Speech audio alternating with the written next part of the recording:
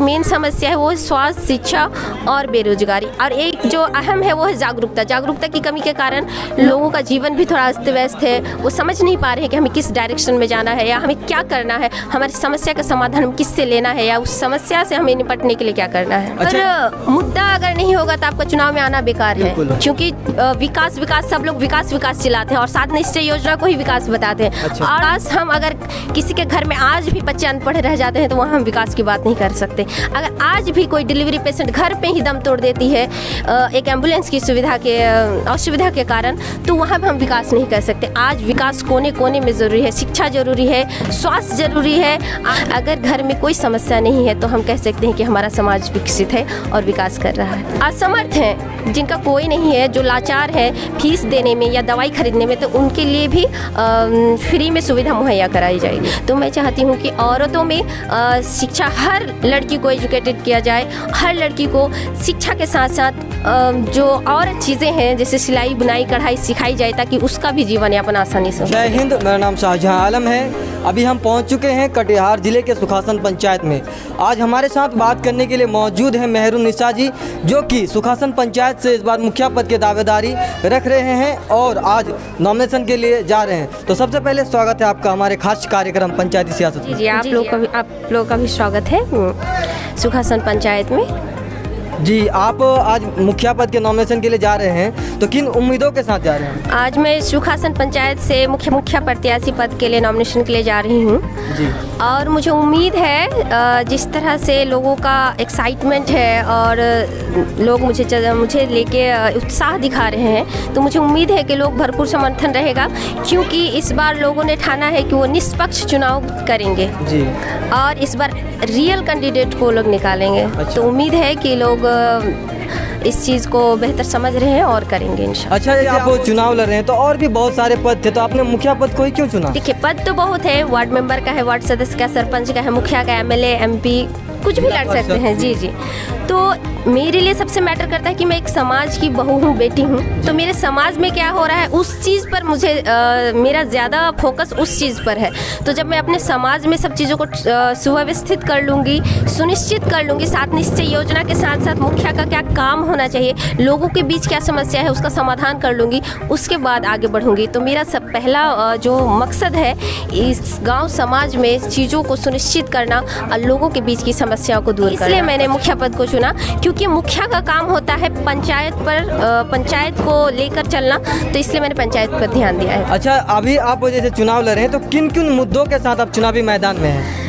जी, मेरा मुद्दा ही है, एक तो नारी सशक्तिकरण के तहत मैंने पहल की हूँ और मेरे पास 12 मुद्दा है जिसे मैंने मीडिया के थ्रू रखा भी है लोगों के सामने। और मुद्दा अगर नहीं होगा तो आपका चुनाव में आना बेकार है, क्योंकि विकास सब लोग विकास चिल्लाते हैं और 7 निश्चय योजना को ही विकास बताते हैं। अच्छा। और पर्सनली मुझे जैसा लगता है कि 7 निश्चय योजना का इस धरातल पर आना, लोगों के बीच में पहुंचना, ये ही मात्र विकास नहीं है। विकास हम अगर किसी के घर में आज भी बच्चे अनपढ़ रह जाते हैं तो वहाँ हम विकास की बात नहीं कर सकते। अगर आज भी कोई डिलीवरी पेशेंट घर पे ही दम तोड़ देती है एक एम्बुलेंस की सुविधा के असुविधा के कारण, तो वहाँ पर हम विकास नहीं कर सकते। आज विकास कोने कोने में ज़रूरी है, शिक्षा ज़रूरी है, स्वास्थ्य ज़रूरी है। आपका हर वृद्धा से लेकर युवा अवस्था से लेकर बच्चे तक में क्या समस्या है उसे दूर करना भी वो एक विकास है। अगर घर में कोई समस्या नहीं है तो हम कह सकते हैं कि हमारा समाज विकसित है और विकास कर रहा है। अच्छा, आपके पंचायत में अभी आपके हिसाब से क्या क्या समस्या है, जो मेन समस्या? तो पहली समस्या तो शिक्षा है, जो हर घर में है। हर घर में देखा जाए तो आज भी पैसे के कारण बच्चों की शिक्षा रुक जाती है। आज मैं लगातार 2 साल से जो प्रयास कर रही हूँ, 2 साल से जो मैंने लोगों के बीच में जो मैंने ये किया है, जनसंपर्क किया है, उससे पता चलता है कि कितने बच्चे हैं और जिन्होंने अपने पैसों के कारण शिक्षा को छोड़ दिया तो वो पहुंच नहीं पाए वहाँ तक। एक तो दूसरी बात है स्वास्थ्य सुविधा। आज भी लोगों के पास पर्याप्त पैसे नहीं है कि वो समय पर सुविधा ले पाए, स्वास्थ्य सुविधा ले पाए, एटलीस्ट मेडिसिन ले पाए। तो लोगों के बीच समस्या बहुत है। एक तो बेरोज़गारी भी है फसलें लोगों के नष्ट हो जाते हैं, उन्हें मुआवजा नहीं मिल पा रहा है, उसकी क्षतिपूर्ति नहीं मिल पा रही है। समस्या एक एक करके लिस्ट बनाया जाए तो बहुत लंबी होगी, लेकिन जो मेन समस्या है वो स्वास्थ्य, शिक्षा और बेरोजगारी। और एक जो अहम है वो है जागरूकता। जागरूकता की कमी के कारण लोगों का जीवन भी थोड़ा अस्त व्यस्त है। वो समझ नहीं पा रहे हैं कि हमें किस डायरेक्शन में जाना है या हमें क्या करना है, हमारी समस्या का समाधान किससे लेना है या उस समस्या से हमें निपटने के लिए क्या करना है। अच्छा, जैसे आप एक महिला हैं, आप बताइए शिक्षा की कमी है, क्या चाहते हैं महिलाओं की शिक्षा को लेकर आप क्या काम करना चाहते हैं? जी, पहली बात तो मैं महिला हूँ, इसलिए मेरा जो उद्देश्य है, जो मेरा मुद्दा है वो महिलाओं को लेकर है। खास करके नारी सशक्तिकरण, नारी को कैसे समाज में सशक्त किया जाए, उस पर कैसे फोकस किया जाए, उसे भी शिक्षा के क्षेत्र में कैसे आगे लाया जाए। डॉक्टर, इंजीनियर लड़के ही क्यों हो, लड़कियाँ क्यों नहीं हो सकती? IAS IPS लड़कियाँ क्यों नहीं हो सकती, लड़के क्यों हो सकते हैं? तो हम जब मैं एक लड़की हूँ और पढ़ी लिखी हूँ, जब मैं इस चीज़ पर मेहनत नहीं करूँगी, हो सकता है कि किसी के पेरेंट्स शायद उस चीज़ को नहीं कर पा रहे, पूरा नहीं कर पा रहे, लेकिन हो सकता है कि मेरी कोशिश से 10 लड़कियाँ आगे आ जाएगी और हो सकता है उसे भी रोज़गार मिल जाए। तो मेरा प्रयास औरतों के लिए है, क्योंकि समाज हमारा पुरुष प्रधान देश है और पुरुषों की महानता यहाँ पे ज़्यादा है। तो पुरुष आगे आ जाते हैं, लेकिन औरतें कहीं ना कहीं पीछे रह जाती, दब के रह जाती। तो मैं चाहती हूँ कि औरतों में शिक्षा, हर लड़की को एजुकेटेड किया जाए, हर लड़की को शिक्षा के साथ साथ जो और चीज़ें हैं जैसे सिलाई, बुनाई, कढ़ाई सिखाई जाए, ताकि उसका भी जीवन यापन आसानी से हो सके। अच्छा, आप पंचायत में जो व्यवस्था है, स्वास्थ्य की व्यवस्था लाचार है, तो आप इस व्यवस्था को कैसे ठीक करने का काम करेंगे? मैंने 12 मुद्दा बताया था मीडिया के थ्रू, तो आप नहीं जानते हैं तो मैं आपको भी बताना चाहूँगी कि जो मेरा स्वास्थ्य को लेके है कि मेरी पंचायत में 20 वार्ड है और 20 वार्डों में हर वार्ड में एक क्लिनिक होगा, जहाँ पे संडे को बड़े डॉक्टर आएंगे, कटिहार से डॉक्टर आएंगे, और जो नॉर्मल डे है उसमें जो हमारे समाज में जो डॉक्टर हैं वो बैठेंगे। उसका फीस नहीं लगेगा। जैसे हम डॉक्टर के पास जाते हैं, 400-500 रुपये फीस देना पड़ता है पहले, तो वो फीस नहीं देनी पड़ेगी।